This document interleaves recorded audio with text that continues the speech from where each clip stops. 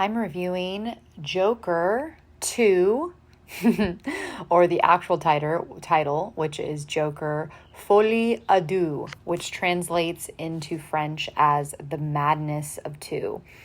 Now, I'm going to talk about the gist of this movie up front, and then I'm going to tell you, spoiler alert, so you can turn it off if you haven't seen the movie yet. I enjoyed this film.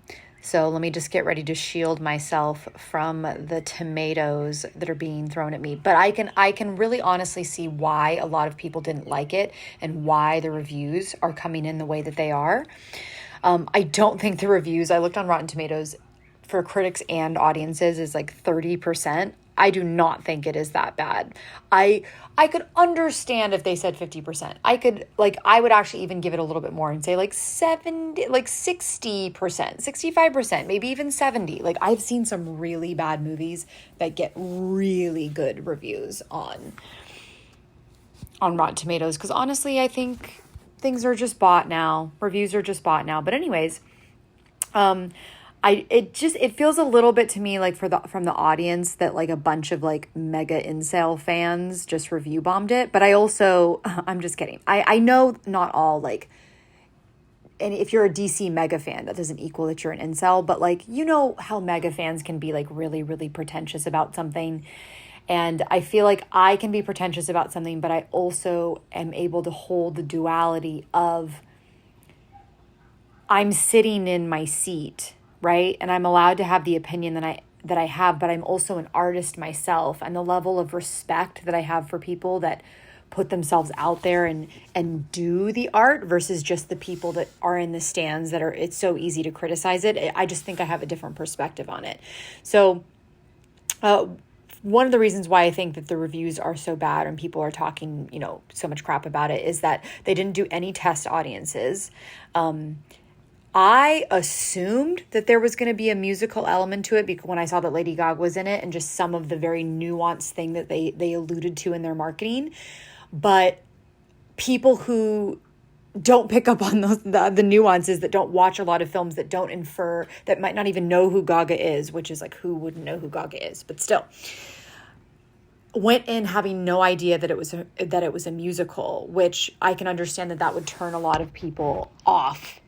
Because when something is advertised a certain way, you go in expecting a certain tone, and then it's still not, it's not that way. It's going to be jarring. I think the tone was actually pretty spot on from the trailer. But like I said, if people didn't know it was a musical and went in and they started singing, it's like, I can understand why people would be upset about that. I actually don't think it was a traditional musical because the singing itself was in real time and it was so grounded.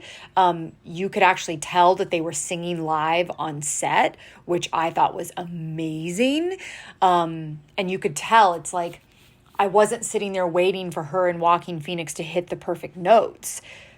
I was invested in it because of the emotional nuance that was coming out and what they were conveying. And it wasn't like Singing in the Rain where they're like, I'm putting on a show and I'm tipping my hat and looking at the camera and I'm singing and it's just suspension of disbelief. The only time that it was like that in the music was when it was in fantasy. The rest of it was very grounded in reality. Like if I'm in the kitchen and I'm singing to myself or I'm singing to someone as I'm just in my everyday life kind of thing. People talked about how it was slow, and I can totally see how that, for me, I was personally enthralled by Joaquin Phoenix's performance, which was like a masterclass in acting. I didn't think that he could kill it beyond how much he killed it in the first one, but he absolutely did. But I also am a classically trained actor, and I was looking at it. I can watch things specifically for the performances and be enthralled and watching what they're doing and be interested even if the story is slower. I also love musicals, so I'm biased in that respect. I just wanted to admit that.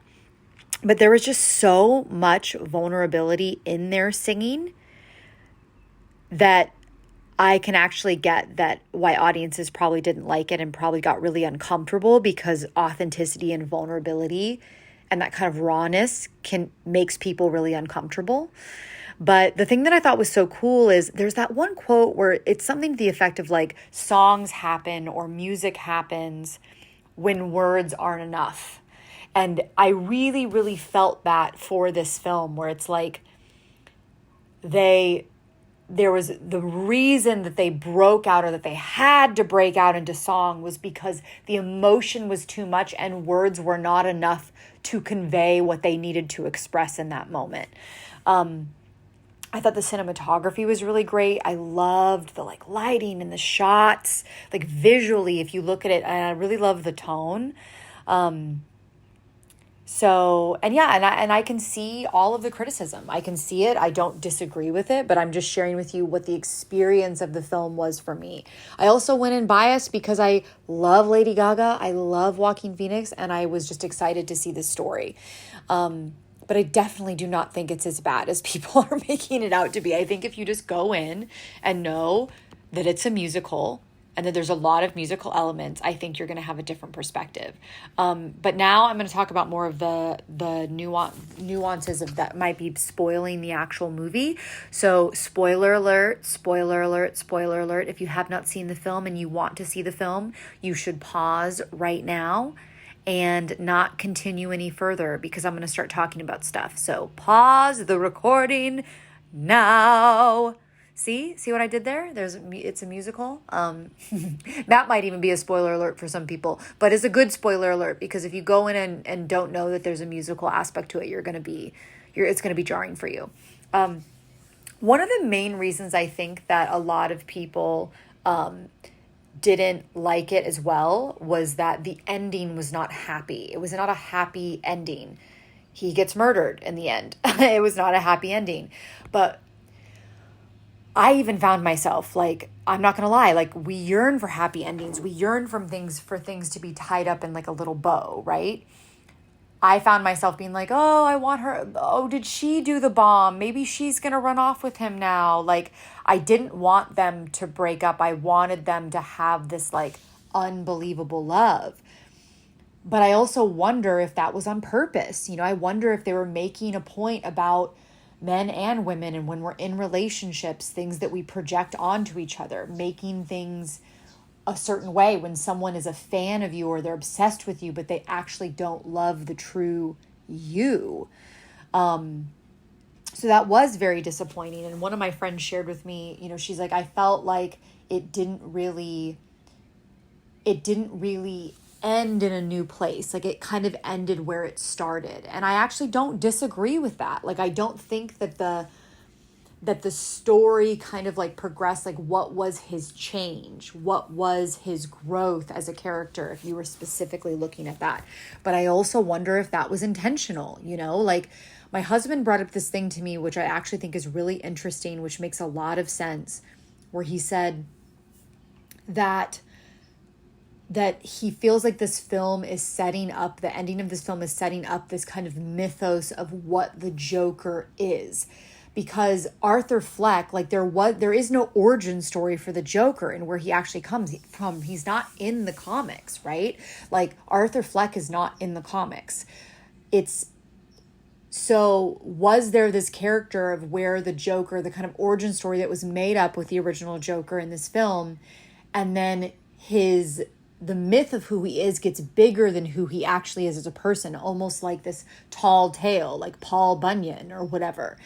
And then it's then taken over by somebody who's nuts, who's a psycho, who's a huge fan, who's mentally unstable, who is this conniving, manipulative, needs mental assistance person, that becomes the Joker that we actually know in the comic books, right? It's like they take this thing that he inspired, this thing that's misinterpreted of who he is or who he was and what he stood for, and then they make it this thing that they follow, almost like a cult, which I thought was really interesting. I was like, okay, that makes a ton of sense, especially if you look in the background when the guy who kills him is cutting his face into a smile, right?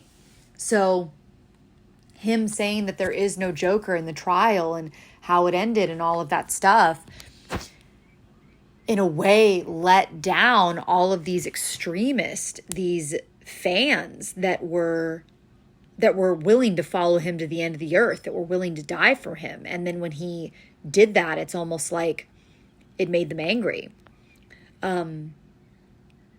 So yeah, I don't know. Like one of the things I was also saying to my friend is like, I think it's really, really easy for people that are an audience, whether they're artists or not, to sit there and pick apart something and say, this didn't work, and why did they do this, and shame it, and shame the writer, and shame the director, and blah, blah, blah, blah, blah, blah.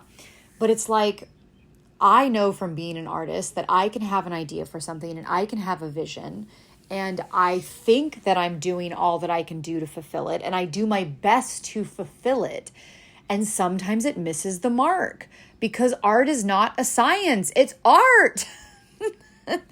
Art is almost this living, breathing thing. It is a living, breathing thing while you create it. It's a living, breathing thing even when it's over and you're finishing up the final touches in the editing room. So I don't have anything here about like shaming or making the studio wrong or making Todd Phillips wrong or shaming Joaquin Phoenix or Lady Gaga or anything like that, because I like when things are different. I like when things are different, and I like that they pushed the limits on this, and I like that they did something different, and I kind of like that it rattled people's cages and that they didn't like it, right? It's like, do we go to the movies just to have everything be known, to never have a surprise of how we feel or how something's going to turn out? Some people like stories like that, but like I don't, because life can already be so predictable.